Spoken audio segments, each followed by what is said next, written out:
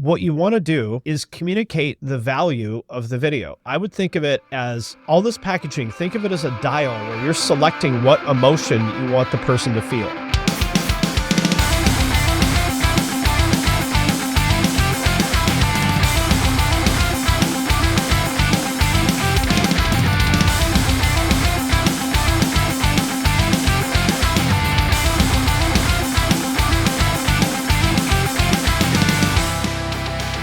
What is up, certified homies? Welcome to another episode of From A to B. You have Shiva, and I'm joined by Kingpin Finn McKenty. Just a very quick 2-second backstory. Finn, I've been watching your videos on YouTube for probably close to 3 years or now, and I'm super excited to be able to talk to you about basically, you've built a career amassing 700,000 YouTube subscribers. I think that's pretty fucking badass. Your content's fire. If you're not subbed to Finn, go sub to him. His content's really cool. I'm stoked to be able to talk to you because you have a very interesting POV in CRO regarding video. And that's where I really want to dive deep into this. What is the role of video in website optimization? So before I get into that, actually, fuck it. I'm just going to jump into it. Let's do it. Okay. Fuck it. We'll do it live. We'll do it live.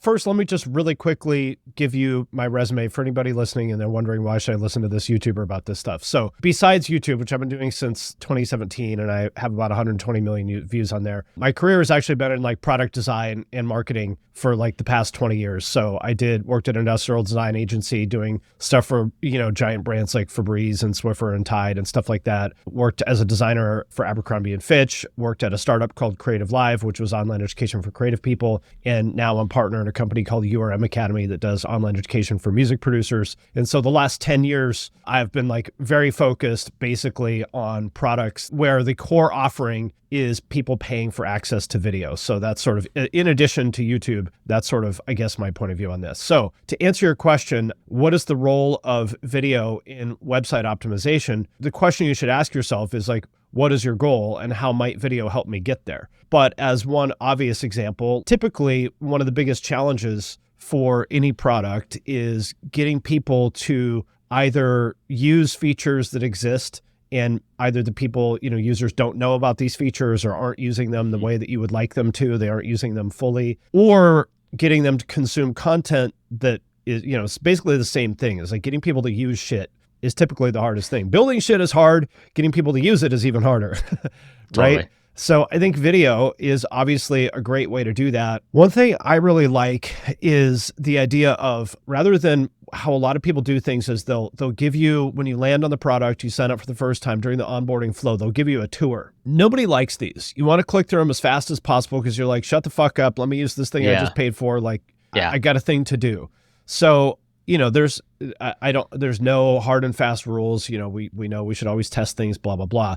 But generally speaking, I don't love tours. So I would suggest don't make a 5-minute long video giving people a walkthrough of the entire product. What I would suggest you do with video is use video in what I would call nudges, meaning that when someone is in a situation in which they're using a feature for the first time, that's the time to show them a very quick tutorial, which could even be an animated GIF. I would call that a type of video. So let's say, for example, like we have a contest on our app. People will submit their music mix, for this contest. There's a lot of different sort of nuances to that contest about how you vote and where the prizes are and blah, blah, blah. The first time that they click on the vote section, that would be a great time to show them a 5-second animated GIF that says, hey, here's how you vote, here's how you submit, blah, blah, blah. Yeah. So that's just sort of one example. But I think I want to, what's the right way to put it? I think your question is bullshit, Shiva, because I'm joking. I have a lot of those. No, but in all seriousness, I mean, you should always ask, what is the problem and how do we solve it, rather than I've got a tool, how do I use it? You know what I mean? I agree. Yeah. So I guess that was more of a way to just open the floodgates. Yeah. One thing I want to dig a little bit deeper into is metrics regarding success. One of the things I struggle with personally, I know you talked a little bit about a product. I do think that same terminology can apply to like prospecting and people coming to your site for the first time. Agreed. One of the things I've struggled with a lot is understanding success of video. There's a complex, probably matrix of metrics that you might look at. such as, did people even engage with the video? You said people don't want to go into a product and immediately watch 10 minutes of a video on how to use it. They just want to get to it. They just want to have fun. And you could easily back that up if you did that, for example. You could look at the data and be like, oh, look, 99% of people click skip.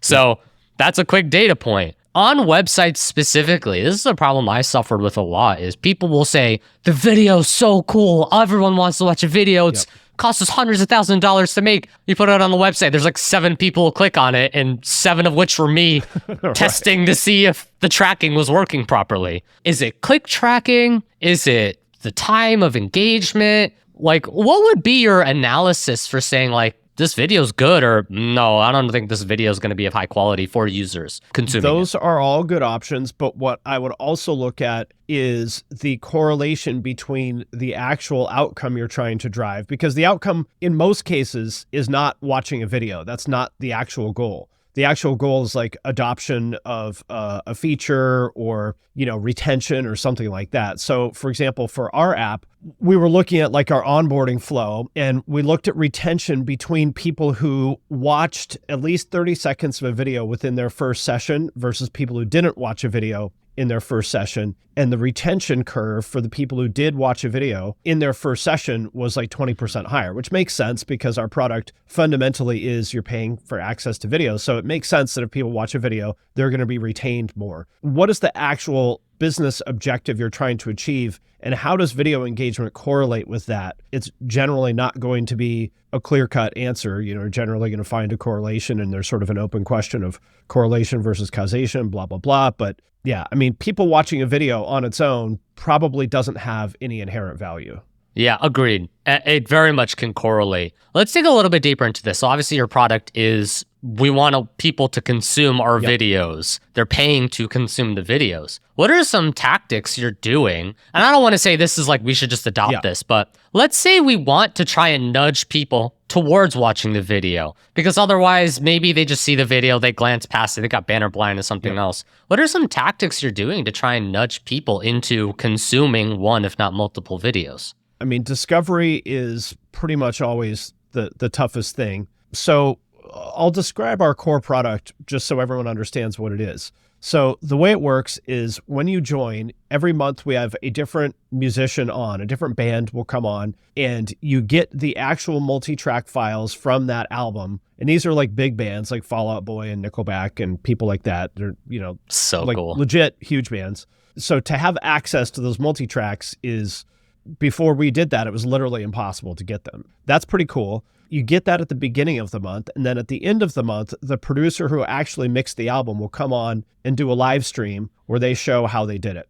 And those live streams are usually, between 4 and 10 hours long, because this is like very technical stuff that takes a really long time to show and explain and all that stuff. So it is a big ask to get people to watch something that long, either live or as a video on demand or as a VOD. That's sort of one of the main things we look at, is like how many people watched this stream, how many comments do we have, stuff like that. So I'll share some of the tactics that we've used to drive adoption of that stuff. So number one is using external platforms to drive people to our site to watch this video. So we do emails. We have a very active Facebook group. So we have something like 7,000 paying members now. And I want to say around 5,000 of them are in the Facebook group. And I think about 1,500 of them are active on a weekly basis, which I think is pretty great considering that it's Facebook. So we'll post there like, hey, we're going live tomorrow. We're going live in 5 minutes, that sort of thing. That drives a decent amount of traffic. Same thing with emails. One specific thing with email that's interesting, and I picked this up at Creative Live. When you're driving someone to a live event, the timing of those emails matters a lot. Let's say we had a live stream that was happening on April 30th. At first, we were like, oh, well, we want to start promoting this thing as early as possible because we want as many people to come. And so we would start like 4 to 6 weeks out, getting people to sign up for reminders, for this thing. What we found after we hired a data scientist to help us look at this is that of the people who signed up, like say 2 or 3 weeks out, like 5% of them actually showed up. So it was basically just a complete waste of time to drive traffic that early. It arguably destroyed value, because to me, every email that you send, when you send an email, you're making a withdrawal from the bank of goodwill in the way I see it. So I don't want to send any more emails than I have to. So we're sending all these emails, burning up goodwill, annoying people in their inbox, and they don't even show up to the live stream. And so what we found is that, and this is true for webinars too, which I've done a ton of, is that usually 48 hours before the live event tends to be kind of the magic number of early enough that they will come to this thing, but late enough that they'll actually show up. Because you think about signing up for a live stream 4 weeks from now, are you actually going to show up for that? Probably not. Another tactic that we have used is, because these live streams are really long, 4, 6, 8 hours, sometimes there's a couple that are 10 or 12 hours, that's asking a lot of people, right, to sit down and watch something this long. And so we did 2 things to help them chunk it into smaller pieces that are a little bit more digestible. Number 1, we made timestamps for all of them. And these are human-generated timestamps. AI is awesome, but I think it's not. It sucks. I know for my podcast, it'll auto-generate timestamps, and it's so I mean, bad. It's better than nothing, but not much better. Especially with like highly technical stuff like this. Like if it was a conversation about something very general, maybe it would work. But when you're talking about music production, they call it audio engineering for a reason, because it's extremely technical. Or CRO or something like that. I don't think AI, it doesn't have the training data to parse that well. We have human-generated timestamps from our employees who know this shit really well and do a great job of it. That's number 1. If whatever you're interested only in the guitar portion of it, we have that all broken down. We also created highlight clips that are, say, 5 to 15 minutes long from the live stream to help people digest it. So basically the insight here, and this is all based on like user research, is like that people are like, hey, sometimes I only have an hour, to work on this stuff because my kids go to bed and, my wife's like, okay, you have an hour. What can I do? Well, you're not going to be able to watch a full live stream in that. So what can we give users that, they can be productive, in an hour? I love this. To mirror that concept with like putting websites on videos and thinking about that timing, the timestamps set expectations ahead of time. If you just see a video with a thumbnail that's like no title, no nothing,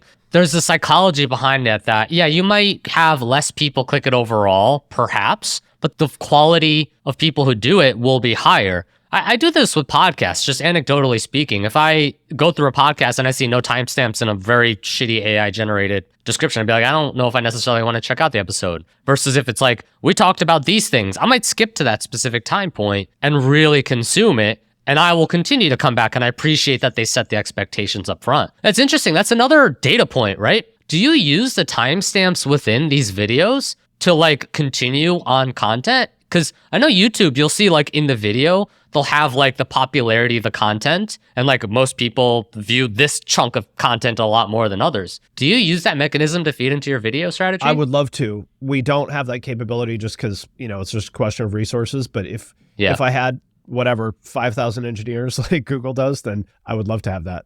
Yeah, that's a common thing in the CRO community of you're a one-person team doing everything. Yeah. You also mentioned a little bit about like the timing of emails, and I thought that was pretty interesting. I don't want to say necessarily explicitly time, but when we think about journeys of users going through the site, perhaps there's an assumption that video will always be relevant to every user at all time, kind of a spray and pray. I guess that's not the case. There are times where certain types of video make sense for certain types of users. For example, if you're close to the purchase decision and you want to look at like all the support videos, like perhaps there's integration videos for B2B, or like, hey, if I don't know, I'm thinking of like a tech fidget that I want to buy. Will this integrate? What happens if it breaks? What if I buy this other tool? Are there videos or other consumable content? So many times I see people just gate that content, or they'll just shittily plop it on YouTube with like 7 views. What are your thoughts on that? Use video if you need to use video. Otherwise, don't. Like, it seems very obvious to me, but it's getting back to that conversation. Like, weirdly, for somebody who has made so much of my career with video, I'm kind of anti-video because I mean, for a few reasons. Number one, it's a very heavy lift to produce. Like, to produce anything with video takes probably 10 times more resources than text, if not more. Second, from a user experience standpoint, when I see a video, I groan. I'm like, oh my God, I don't want to watch a fucking video. Just fucking tell me the thing. Especially some like agonizingly paced corporate video with like a 10-second long intro and animation. Like the Canvas videos are brutal. It takes like 45 seconds to get to the actual content.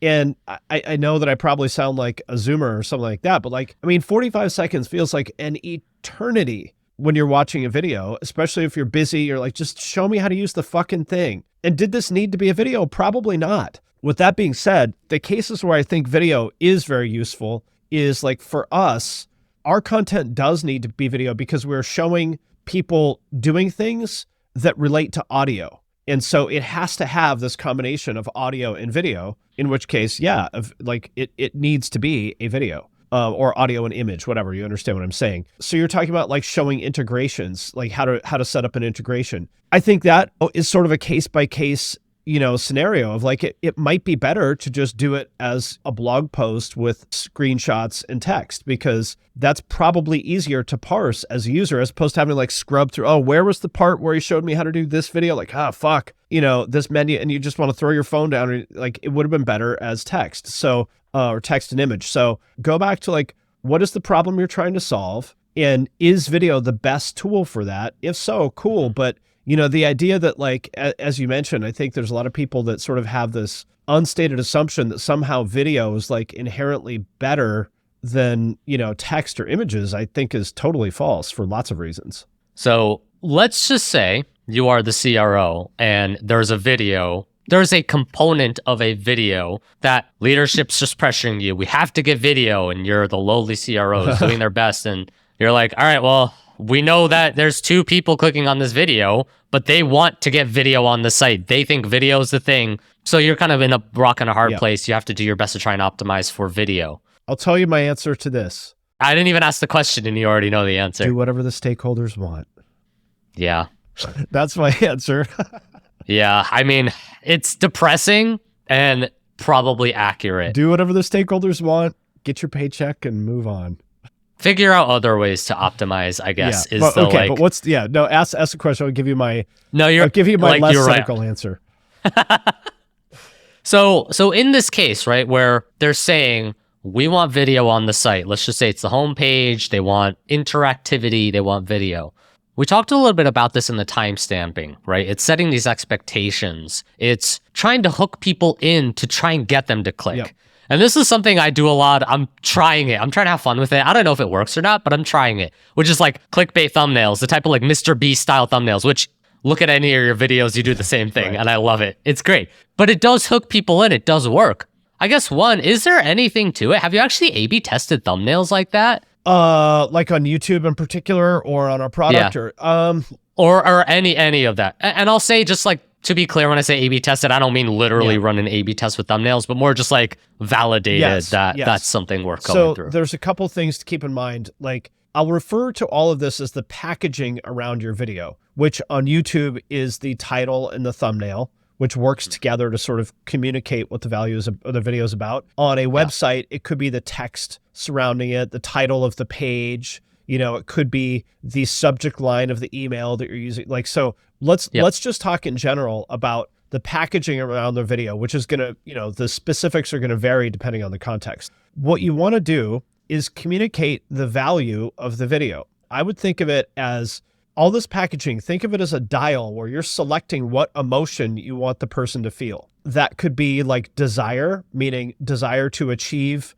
a thing. Learn how to do this in 5 minutes, right? Like this thing that is an annoying pain in the ass for you right now. In 5 minutes, I'll show you how to make this pain in the ass go away.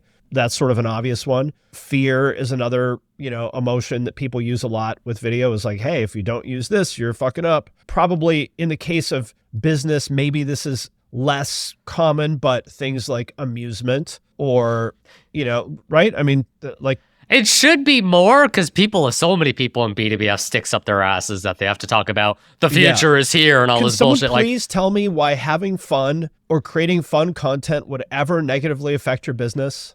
Have you seen Chili Piper? No, what's that? It's a company. To be honest, I don't know exactly what they do, but I know they're a B2B company, and their personality, and they, like, first of all, they encourage all the employees to just have fun on LinkedIn and do this type of stuff. But the personality oozes from the company. They did an April Fool's joke where they're like, we're having a mandatory return to office. And they showed photos of the offices, and it looks like Office Space, like the worst offices in the world. And it went super viral. So like, Totally. Like, have some fun, have some personality. Just, is there anyone that's going to be like, man, I was thinking about signing up for that CRM, but it seems like they're having a little bit too much fun over there. I don't know about this. Those guys seem a little bit too likable. I think I'm going to go with the competitor because they're boring. It's never happened, ever. I really wish, that's how I want to dig into this. I want to try and find examples of B2B companies having fun and showcasing their personality. Because I think that's a challenge with B2B. I think even certain e-com clients... I've given up on it. It's a lost cause. I just gave up. I'm focusing on... So cynical, Finn. I am. I'm focusing on solopreneurs because it's like, yeah, I mean, I'm sure that there's some diamonds in the rough out there of B2B companies that have the right culture for this, but I'm not interested in trying to help people that don't want to be helped. If you want to make fucking email gated white papers, then great, do it. If that's working for you, awesome. You don't need me. And if what you're doing isn't working and you're not receptive to hearing me tell you what is going to work, well, then fine. Keep doing what you're doing. Like, I don't want to help people that don't want to be helped. Solopreneurs get it. They understand the importance of having personality, building a brand around what you believe and why. They get it. And there aren't 900 layers of chicken shit middle managers that are going to ruin everything. And so that's why I'm focusing on solopreneurs. If there's any B2B companies listening to this and want to work with me, awesome. I would love to. I mean, I have worked at whatever, fucking giant publicly traded companies and startups and agencies. I've worked at all of them. I get it. So if you want to work with me, I would love to. But I actually understand it because, I think culture is, let's put it this way. Is there any reason why, say, a B2B SaaS company, is there any reason why their culture would be conducive to making entertaining, fun content? No. Just the same as like, when you see YouTubers try to start software companies and stuff, which does happen occasionally, they usually fucking suck at it because, aside from a few rare people like me, how many YouTubers have any experience building software products? Why would they be good at it, right? They wouldn't be. Well, I guess that's where you surround yourself with good folks to try and push a product if you have a vision like that. But even then, it's like, what is a YouTuber other than having an idea? What are they really going to bring to the table? Aside from, there's a few rare birds, that are capable of being leaders and stuff. But to be fair, that happens a lot in product generation too. Totally Sometimes there's totally, and it's not unique to no, YouTubers. It's not, and it's almost always a disaster. Yeah. So yeah. my point is like, I mean, I would love it if B2B, has this grand awakening and they start making content, but like people have been saying this for years. Why does B2B marketing suck? Why don't we stop? And it's not changing. And it's like, well, then I guess that's just how B2B is. I've dealt with like addicts and stuff my whole life in my family, and I know tons of them, blah, blah, blah. And, with them, it's sort of like you just have to step back and be like, listen, when you're ready to change, we're here for you. Until then, you're on your own. Yeah. I think that has a lot of parallels in CRO space where sometimes people just won't adopt this testing mindset, this validation mindset. It's frustrating as hell. I love what you're doing with the solopreneur thing because that's kind of what I'm trying to do with this podcast too, is talk to the people at the ground roots, trying to affect the change, trying to do those things and give them the advice and thoughts and have these different perspectives and POVs. Just do what the stakeholders want. That's my advice. Sage advice from Finn McKenty. Just do what the people who pays your paycheck Tell them does. what they want to hear and do what they want, even if it's a bad idea. Yeah. Yes, the idea you had was a smashing success. All right, I know we kind of went totally sideways on this. I do want to explore this one last point before we jump into shit you need to know. The idea of the wrapper of the video. I think that's a really powerful way to think about it, right? It's not just the thumbnail. It's not just the thumbnail that Mr. Beast hooks you in or the Finn McKenty thumbnail that hooks you in. It's the title, it's the content, it's what's surrounding all of that, the description. So when we take that principle of the wrapper of the video and try and adopt that to like, let's say prospecting on websites, right? You land on a homepage and you have just a video. Yep. Like that same wrapper exists where it's that left rail content. It's the story you're telling. It's the headline on the search result or the ad. Conversion starts from the very first. Yeah, even a step before the page. Conversion starts at the first impression. Totally. Any, final thoughts on like the wrapper of the video that maybe just some tips to think about? Because I do love this idea of like, think about the wrapper. Don't just think about the video. Yep. It's everything around it. Think about, that emotional dial is number one. Number two is like, think of the idea of, they call it STV or seconds to value in like the intro to a video, but that's everywhere.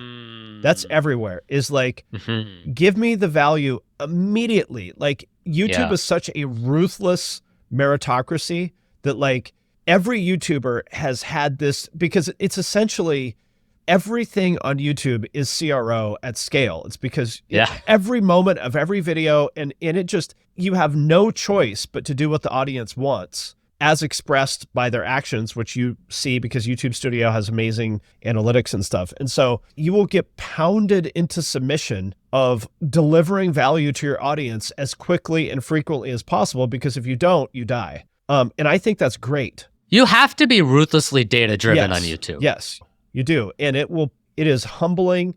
You know, this thing that you thought was really important and amazing, the audience is like, shut the fuck up and show us the thing. You're like, damn, I spent 6 hours on that. And that one thing you spent like 30 seconds on, just a random meme, goes absolutely viral.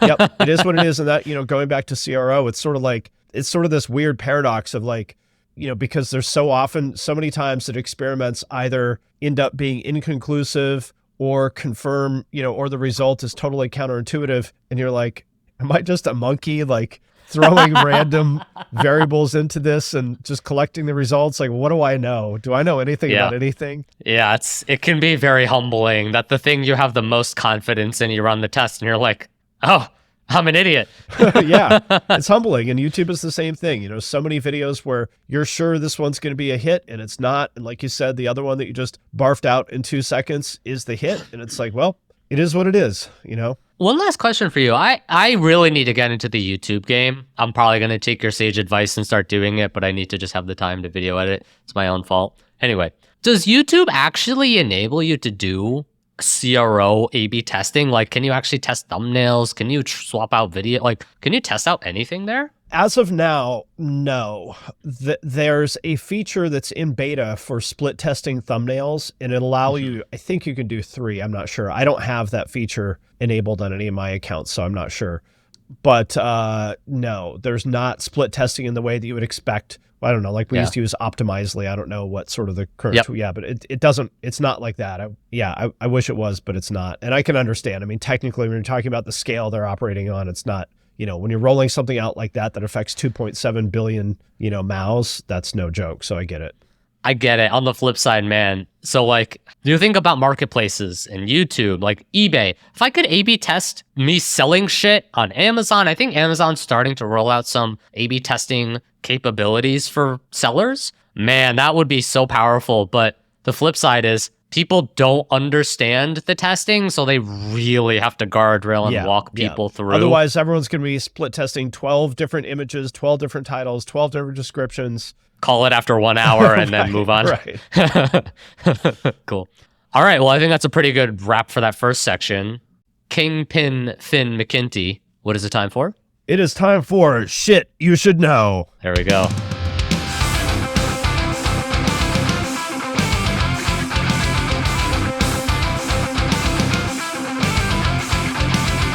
Shit you need to know comes courtesy of Saeed K. He talks about a very interesting dichotomy between evidence and data.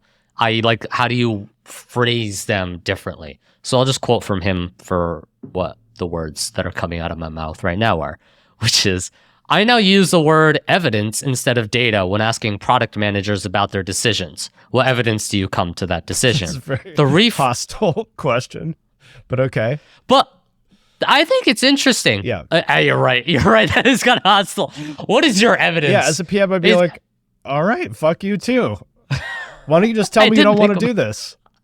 I didn't think about that. So his ultimate point is when we say data, it implies just numbers. Yeah. So the difference, so there's a book called Turning Numbers into Knowledge with this exact question, because there is a difference between data, which is, we hope, objective fact, and knowledge, which is conclusions based on that data. Based on that data, yeah. By the way, I would rather somebody, rather than ask me that question, I would rather just someone say, hey man, I don't think this is a good idea, here's why. And we can talk about that. Like, you don't have to like dress it up for me, you know? And I think we've talked about this before, but I think, you know, a lot of us who do this kind of work, I think, are a little on the spectrum. And for us, like, you don't need to be gentle with me, just say it, it's fine, you know? With us, however, there are normies, PMs.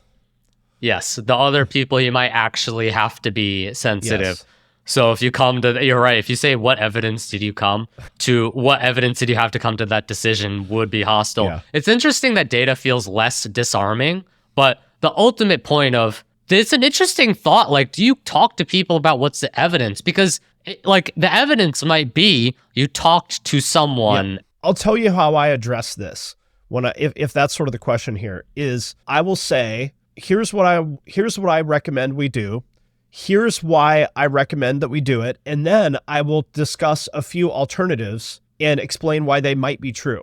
So I'll say, I think we should roll out this feature first because here's what's going on with the business. Here's what users told me. So I think this is a priority. However, I might be wrong. Here's a couple other potential rationales, and I'll tell you why I don't agree with those, but let's talk about it because, it wouldn't be the first time I'm wrong. I find that really helps a lot because then people feel, what people don't like is, rightfully so, feeling like they're being railroaded and they're potentially agreeing to something when they're in the dark and they're not aware of what the other alternative, they're like, I mean, I guess this is okay, but I feel a little bit weird about this because I feel like I'm being just led down this path. So I want to say, here's all the options. This is the one I like and why, but let's talk about it.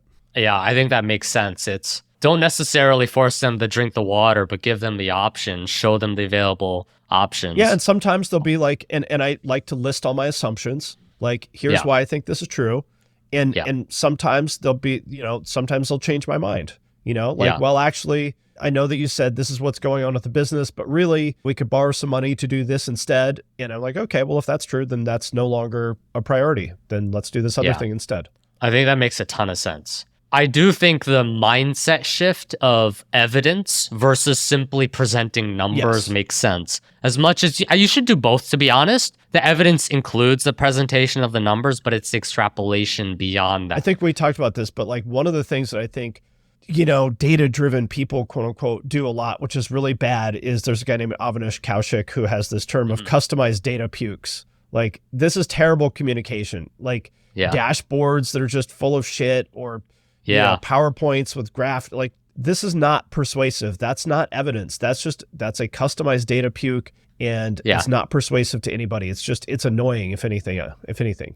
Bringing this back to CRO, that's the test to learn, not show numbers and say it won or not. You're talking about the insights. You're talking about what we learned in this test. Even if you have 10 tests that lose, if you talk about all the insights rather than simply just saying -10, -20, minus whatever, and you show a thoughtful strategy, it sells so much more to people, and people will be so much more interested when you talk about evidence. And even if the evidence is, it didn't learn, like we learned something that this doesn't work, and this is what we're doing as a result of it, that's what elevates you into just people liking you, trusting you, rather than, well, what is your evidence that made you come to that decision? The other thing is, like, consider that when you're giving people a lot of data on its own, like you're actually adding to their cognitive load because you're asking them to parse this shit and they already have a very full plate. So you're probably spiking their cortisol when they're like, oh my God, you just showed me a bunch of shit and I have to figure out what the fuck this means. Like, I want to throw you out the window.